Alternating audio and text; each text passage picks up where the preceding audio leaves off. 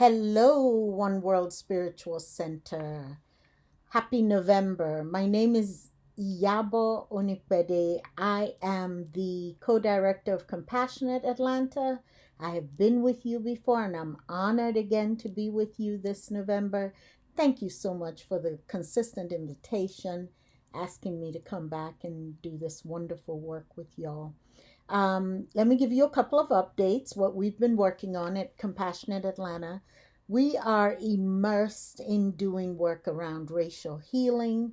We're taking several different congregations and communities through a racial healing workbook and talking about what it takes to have whole identities racially and culturally. And so we've really enjoyed doing that work. We're doing some work in the Black community, the Black female community, working with clergy to reduce stigma in Black faith spaces.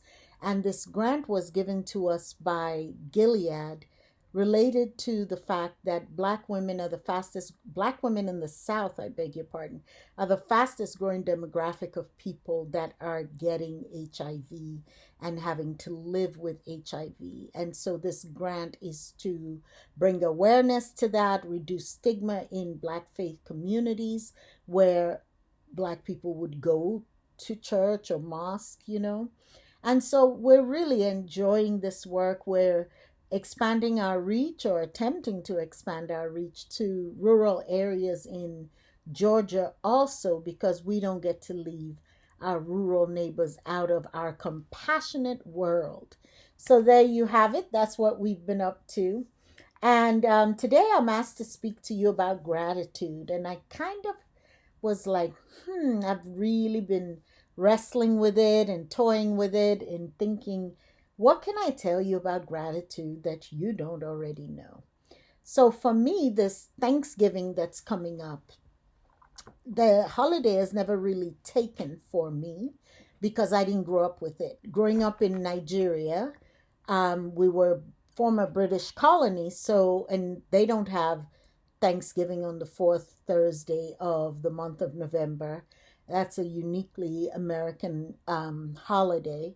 And so my mother, who was American, would get deliriously happy at Thanksgiving and would talk about a turkey and all the stuffing and all the stuff. I'm like, no, we do that at Christmas. And mommy would tell us every year about Thanksgiving, and she'd tell us the story of the Pilgrims and how they landed in New England. And this was gratitude for this first winter, right? For getting there and surviving and all of that. And it occurred to me when I went to look it up, that was in 1621. And so we are right at, what is that, 400 years to the day?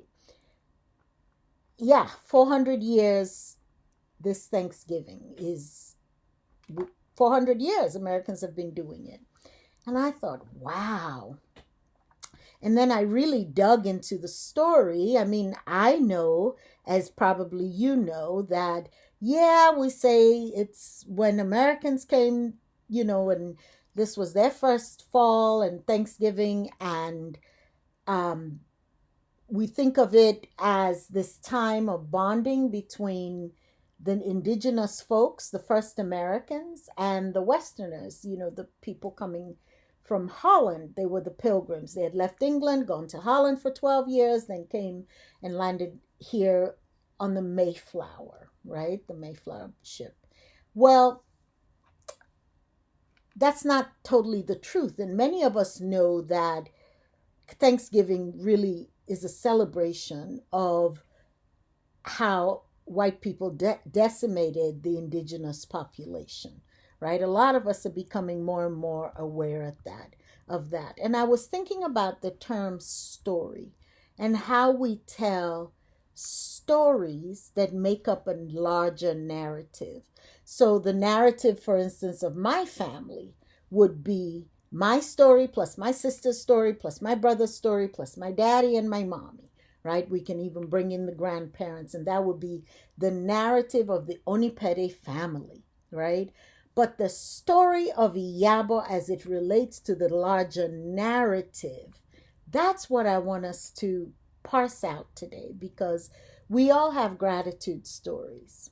But what is the larger narrative of gratitude in our culture? I almost said, let's call this decolonizing gratitude, right? Because so many times when people go around the table and talk about what they're grateful for, we always talk about the things we're grateful for. I am deeply grateful for my MacBook computer. I love my MacBook computer, right?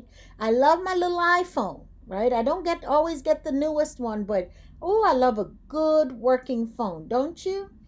But when we know that there's exploitation in China that helps make this iPhone, and God knows what Apple does to get me my MacBook that I keep for at least 5 years, I promise you.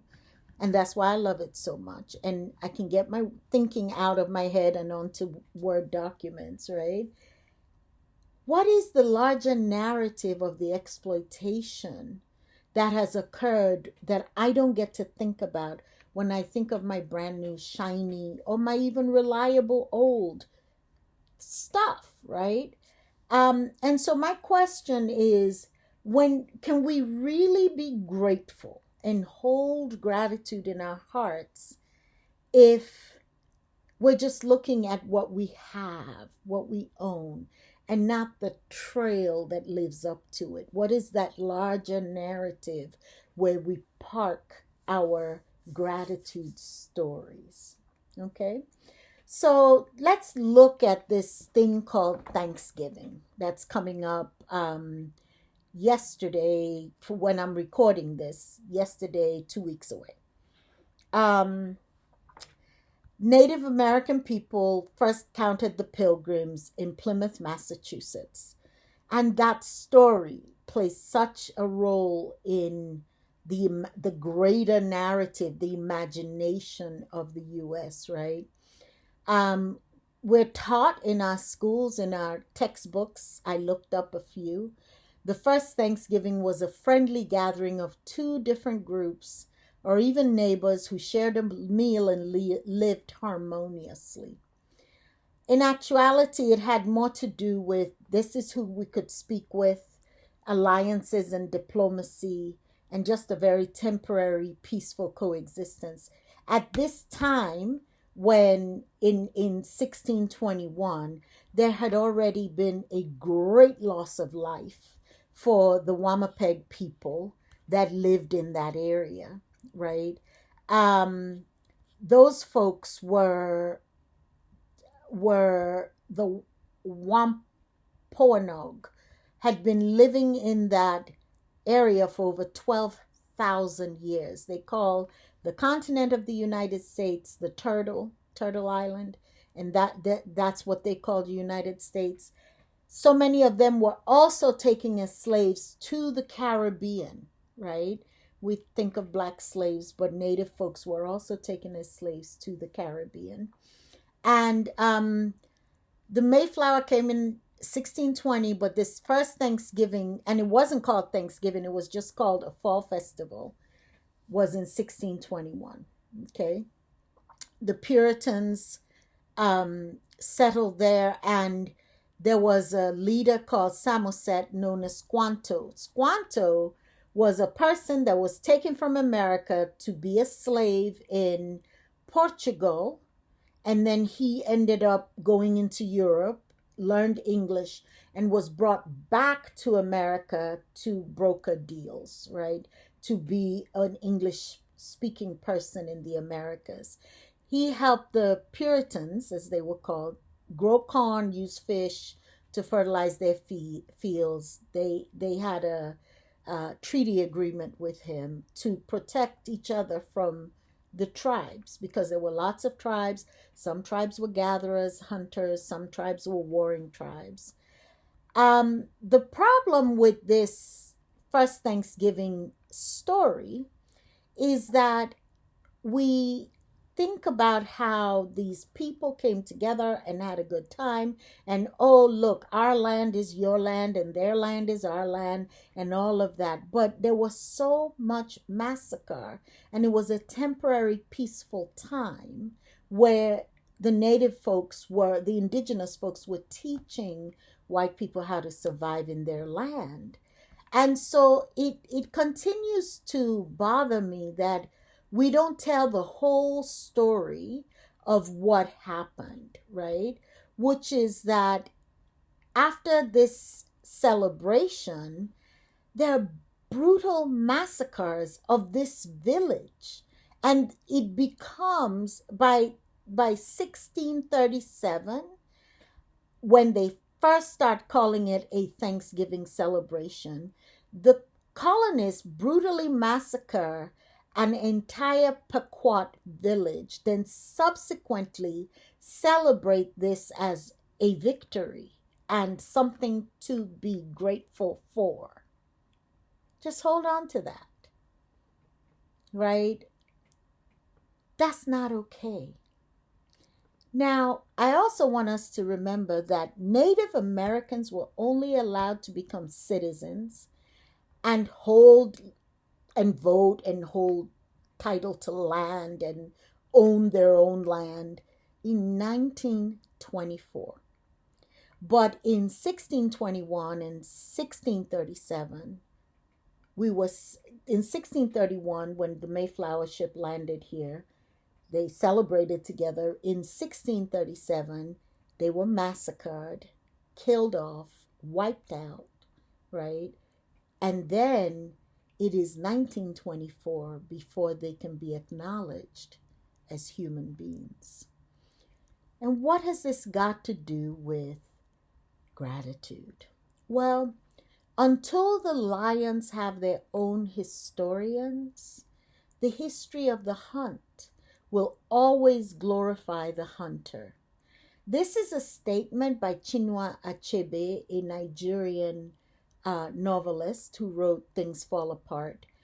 He's one of our great writers. And he says, until the lions have their own historians, the history of the hunt will always glorify the hunter.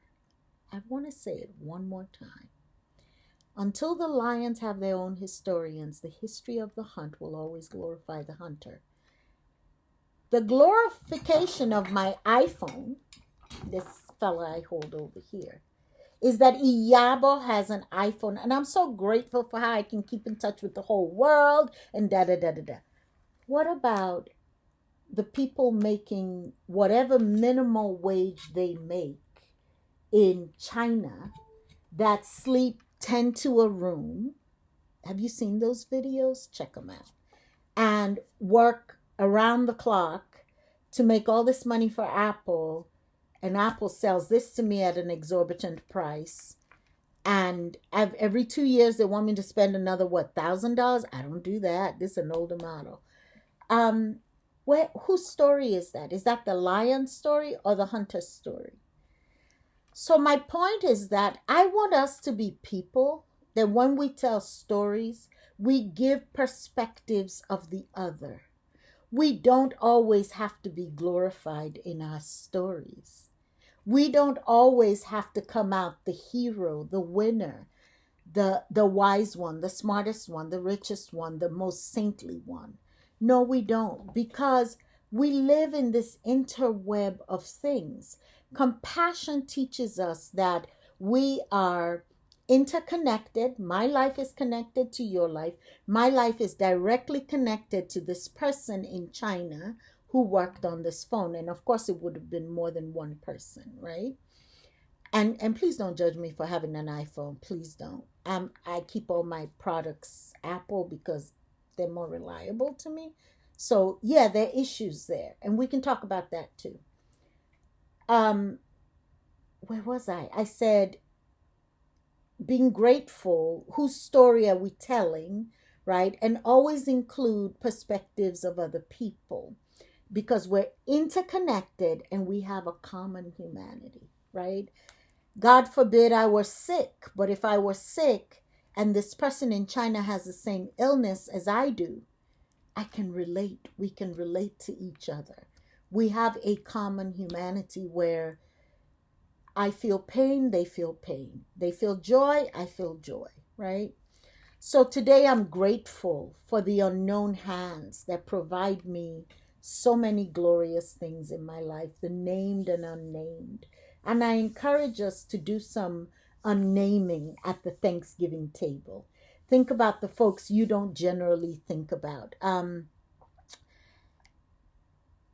My question is, can you really experience true gratitude if your gratitude is based on the history, the larger narrative and interpretation of only the hunter, and there is no consideration for the lion, right?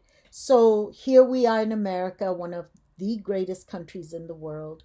We've had some issues lately, lots of polarization. We know that part. But are we just glorifying our greatness on the world stage and how we cannot let go of that? And wasn't it built upon a history of exploitation, slavery, the native folks? What are we actually saying thank you about? And so, if my gratitude for everything that is, even the air that I breathe, if it is not based on the fact that I get to breathe and you get to breathe, then I'm missing a very key compassionate piece. What I also would like to tell you is that there's a quote by Martin Luther King, and I want to read this to you because it just says everything I really want to say. It really boils down to this, that all of life is interrelated. We are all caught in an inescapable network of mutuality, tied into a single garment of destiny. Whatever affects one directly affects us all indirectly. We are made to live together because of the interrelated structure of reality. Did you ever stop to think that you can't leave for your job in the morning without being dependent on most of the world? You get up in the morning and go to the bathroom and reach over for the sponge that is handed to you by a Pacific Islander. You reach for a bar of soap, and that's given to you at the hands of a Frenchman. And then you go into the kitchen to drink your coffee in the morning, and that's poured into your cup by a South American. And maybe you want tea instead of coffee, and that's poured into your cup by a Chinese person. Or maybe you're desirous of having cocoa for breakfast, and that's poured into your cup by a West African person. And then you reach over for your toast, and that's given to you at the hands of an English-speaking farmer, not to mention the baker. And before you finish eating breakfast in the morning, you have depended on more than half of the world. This is the way our universe is structured. This is its interrelated quality. We are not going to have peace on earth until we recognize the basic fact of the interrelated structure of all reality. And didn't COVID teach us that? Whether it's first responders, whether it's Amazon, Jeff Bezos becoming the first trillionaire on the planet during a global pandemic because all of a sudden everybody needed things delivered to them at home. Whatever it is that we all experienced, whether they're losses, whether there were gains, whether there was protection, whether there was exposure, whether there was belief, whether there was disbelief, during this COVID time, we learned that we are interconnected, right? And that we cannot afford to let anyone fall off the grid. So today, my challenge to you is to really think about what gratitude means. And if the things you're grateful for is based on the fact that somebody else cannot have, so you have.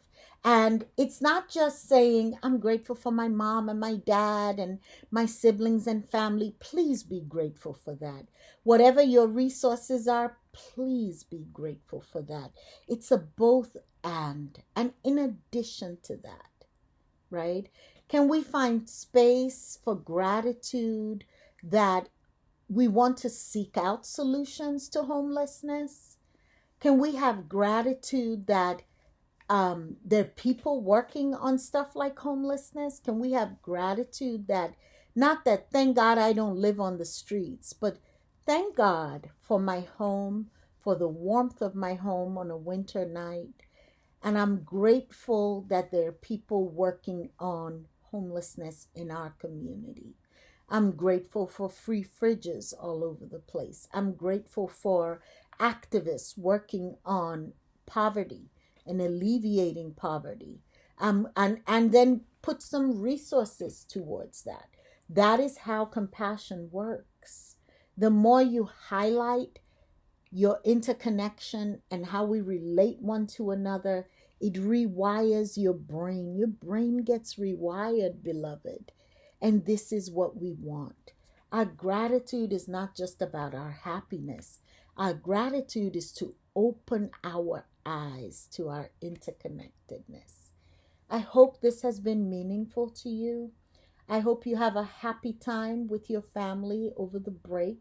I'm trying to get out of the practice of calling it Thanksgiving. Someone I know calls it misgiving, right? And we don't get to feel guilty today that those things happened in 1621. We don't get to feel shame about that. What we do is we reclaim the truth of the larger narrative and we begin to reshape it by telling the truth, right? Let the native part of the story be right there alongside the settlers part of the story. That is what I'm asking us to do a both and, to see who's not at the table, who's missing, and amplify and speak up for them. Okay? I'd love to get your feedback on this. You let me know if you had any thoughts about it. Peace to you and yours. Be well and be safe. Blessings, blessings, blessings. Thank you again for having me. Bye-bye.